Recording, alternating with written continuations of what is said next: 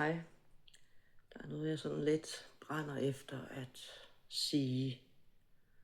For altså alle de her delinger fra min side af, som handler om mine oplevelser med kirke og så videre, kan jeg selvfølgelig ikke lade være med at tænke over gang på gang, hvilket indtryk det efterlader, mine delinger, og hvad mit motiv for at dele de her ting egentlig er.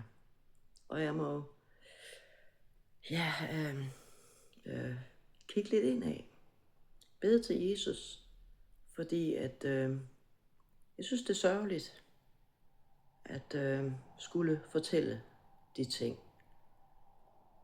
Og er det egentlig så vigtigt, og er det nødvendigt at dele de her dårlige oplevelser, som jo virker temmelig negativt? Og jeg tænker også, jamen Ina, er du bare sådan en negativ person?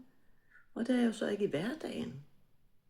Ikke mit indtryk i hvert fald, det er ikke det, jeg får at vide. Men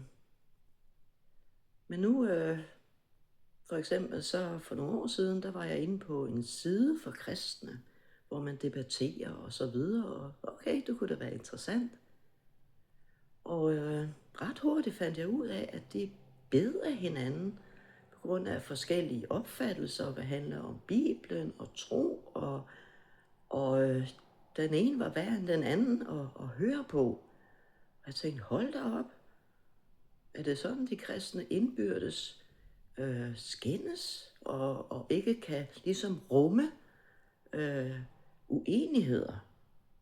Og det var ikke kønnere, end man kan se andre steder, hvordan folk er efter hinanden, hvis man ikke lige deler de samme opfattelser, hvad end det er. Så det lukkede jeg simpelthen ned for igen. Det kunne jeg simpelthen ikke holde ud og være vidne til. Jeg blev sådan helt modløs, og det er nogle år siden. Det var inden jeg selv forlod det hele. Og det havde ikke noget med det at gøre, at jeg gjorde det. Det har heller ikke noget at gøre med, at jeg har været utilfreds. Det har noget at gøre med, at jeg bare ikke kunne til sidst. Og det har noget at gøre med, at jeg begyndte at få nogle tanker om, hvorfor jeg gik og var ked af det det sidste år. Eller sådan noget. Jeg var en del af det kirke. Og jeg har det, hvad det angår, meget bedre nu. Jeg kan nu jeg har ro til at finde mit eget ståsted, kan man sige. Hvad og hvem er det egentlig, jeg tror på? Og nej, det er jo aldrig sundt at stå alene med tingene, fordi man kan jo fare vild. Og nogle gange spørger jeg også mig selv, jamen, er det det, du er, Ina? Er du faret vild? Har du nogle forkerte briller på? Og nu lytter jeg jo også til nogen på nettet, hvor jeg har sorteret kraftigt fra. Jeg tror, det er 3 nu, jeg følger.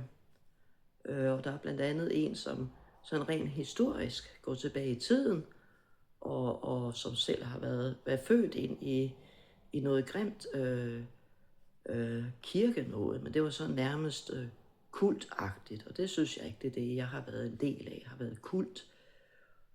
Om det har været sekterisk, nej.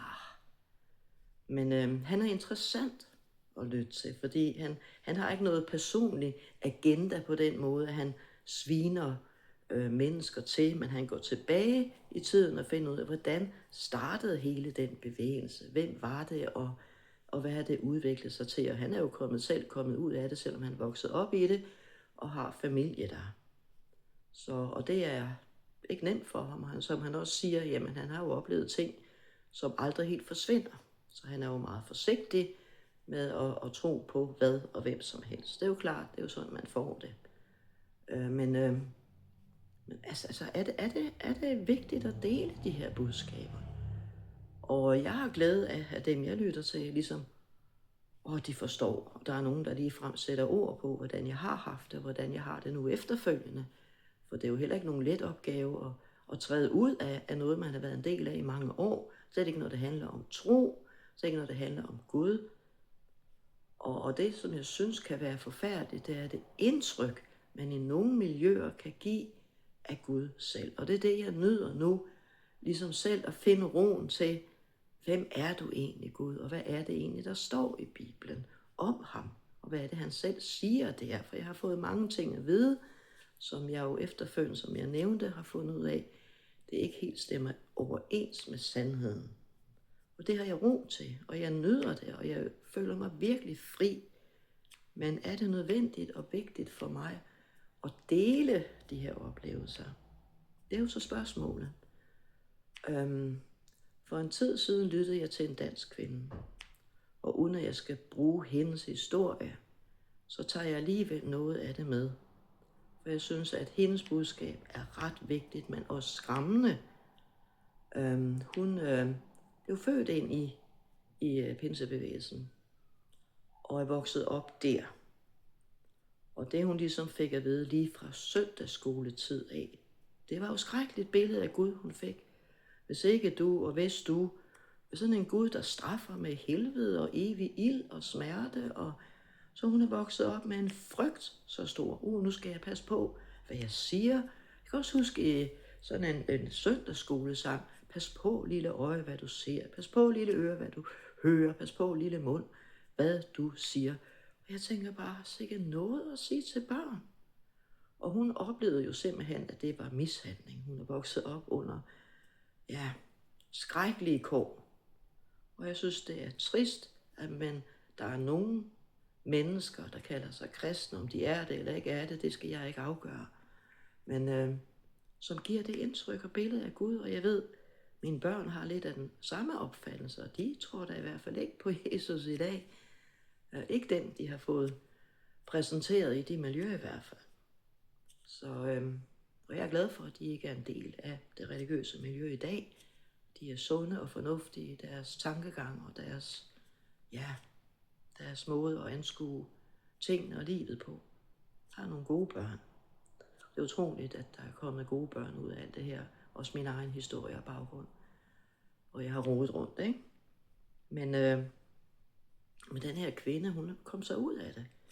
Efter mange, mange år. Hun var vist i 30'erne eller 40'erne eller sådan noget, før hun ligesom kunne frigøre sig. Og nu i dag kæmper hun jo en kamp for at frigøre sig fra det billede, hun har fået af en Gud, der straffer for ingenting. Endda små børn. Og hun er traumatiseret, og muligvis også har hun PTSD efter en opvækst i pinsebevægelsen. Og så tænkte jeg, okay, så det er nok ikke så mærkeligt, at jeg går og kæmper med nogle ting efterfølgende, selvom jeg gudskelov ikke er vokset op i det. Men er det ikke skrækkeligt? Jeg siger ikke, det er sådan alle steder. Men er historien ikke nødt til at blive fortalt? Selvom jeg er godt klar over, at så ikke et billede, det giver af kirke. Og jeg kender ikke alle kirker. Jeg kender ikke alle kirkesamfund, jeg kender ikke alle kristne. Så man kan jo ikke sige, sådan er det over alt og over hele linjen. På ingen måde, og jeg nævner ikke navne, og det ser jeg ingen grund til. Jeg kan ikke se, at der er nogen grund til at personforfølge.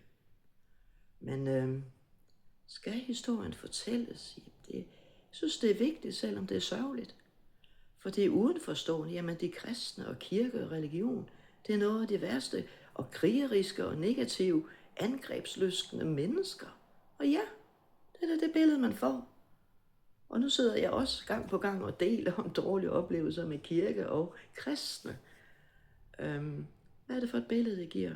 Og selvfølgelig må jeg ligesom tænke over, om det er sundt, om det er godt, og ligesom forklare de ting. Og det er jo ligesom noget, jeg må gøre op med, om det er noget, jeg skal. Og jeg sletter ikke det, jeg har delt. Altså, jeg synes, at det er på sin plads, uden at der er nogen, der skal føle sig personligt ramt. Og hvis der er nogen, der gør det i miljøet, jamen, så er det ked af det. Men nogle gange må vi, også når vi tror på Jesus, kigge ind af og bede ham om ligesom, er der noget, som ikke er, som det skal være? Og hvordan er min fremtoning, når jeg siger, at jeg tror på dig, Jesus? Så, men også sådan, altså der er jo forskellige menighedssamfund og forskellige navne, og hver har de deres, i kristendommen, deres udtryksbillede, altså udtryksmåde for deres tro.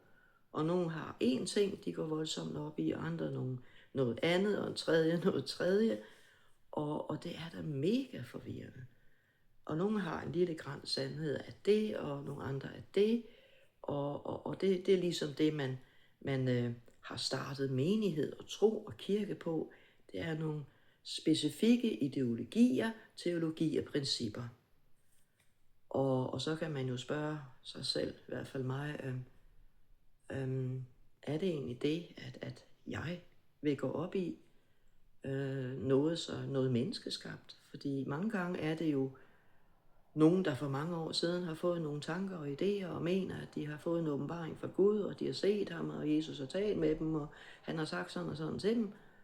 Og så er der en masse, der har troet på dem, og så er der startet en specifik tro på det inden for kristendom. Så jo, det er da forvirrende. Og jeg skal ikke kunne sige, hvad der er op og ned, og jeg ser bare, at hvor ville det være rart, hvis man bare holdt sig til evangeliet. Til det Jesus han kom for, det han gjorde, og den han er i dag, og hvad der står i Bibelen. Det synes jeg kunne være rart. Fordi det er faktisk så enkelt. Det er så enkelt, jeg ved ikke hvorfor man synes, at man skal lægge ting til. Og vel er der mennesker, der får nogle ting fra Gud af, som man kan bruge til noget inden for kristendommen. Men altså, jeg synes, det er for... Ja, det giver mig nogle tanker i hvert fald. Jeg har ikke sådan lige behov for at gå ind i noget kirkefællesskab på den baggrund.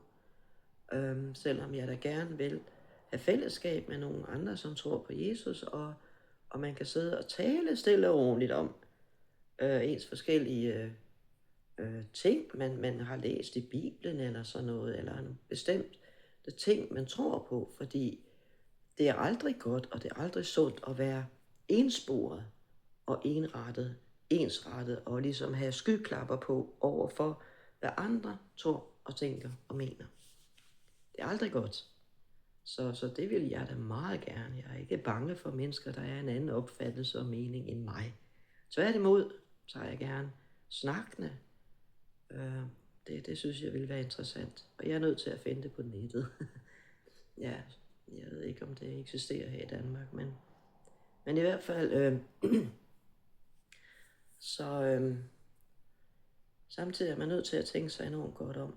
Fordi hvis der er et sted, eller noget, der er opstået, en kirkeretning, som på et bestemt menneskes overbevisning, det kan mange gange være en stærk personlighed, som er god til at overbevise, og som er meget karismatisk, og mange mennesker følger vedkommende, og dem er der desværre også mange af. Jeg ved ikke med Danmark, men i udlandet er der i hvert fald mange af dem, og der er jo mange afsløringer i gang også af dem, men man har en tendens til at holde hånden over hinanden, at det er de forkerte, der bliver beskyttet, og dem, som er blevet behandlet dårligt og ligefrem mishandlet i udlandet, er dem, der får almordet. Det er ikke dem, der bliver beskyttet i de miljøer. Og det skulle man jo nøde ind i, og så vidt jeg ved, eksisterer det ikke her i Danmark. Jeg kender til nogle, jeg ved ikke, hvordan det går med de ting i dag, nogle stærke personligheder, der starter et eller andet for en masse mennesker med, og hvor man skal bestemte ting, og der er mange ting, man ikke må. Og det skal man også være forsigtig med. Der skal være plads til at tænke frit. Der skal være plads til kritisk tænkning. Der skal være plads til spørgsmål, som måske ikke lige er så behagelige at skulle svare på. Jeg synes, at man går let hen over de ting i de miljøer, jeg kender til. Og det er for mig en advarsels trekant, kan man sige. Og det vil jeg ikke ind i igen.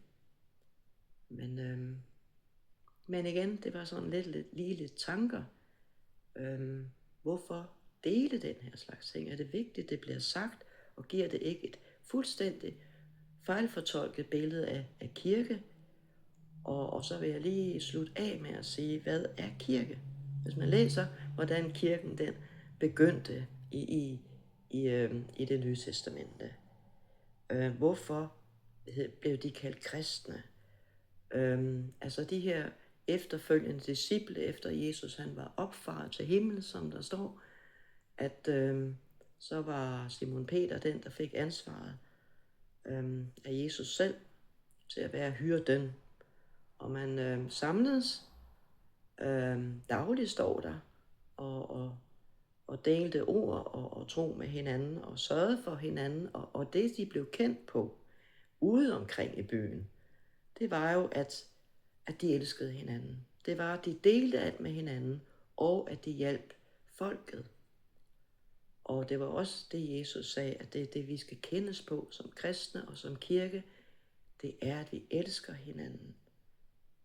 Og selvfølgelig er min tanke også, det jeg giver udtryk for, det er jo ikke at elske, men alligevel er det ikke altid rart at sige nogle ting, som man ved kan gøre andre ondt.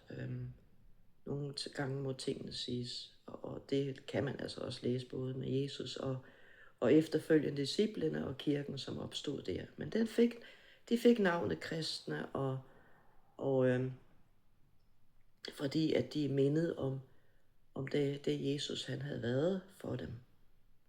Og så blev menigheder bygget op af Paulus blandt andet, som stod for det.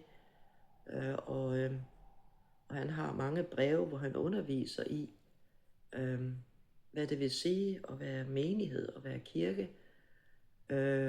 Fordi at der var der problemer i de menigheder. Men han tog fat i det, og som der også står skrevet, det Nye Testamente, at man skal udrydde det onde af sin midte. Så hvis der kommer noget ind i ens menighed, jeg slukker lige ind imellem, fordi jeg får en hosteanfald, fordi min lejlighed er mega varm og tør luft, det går lige i halsen. Men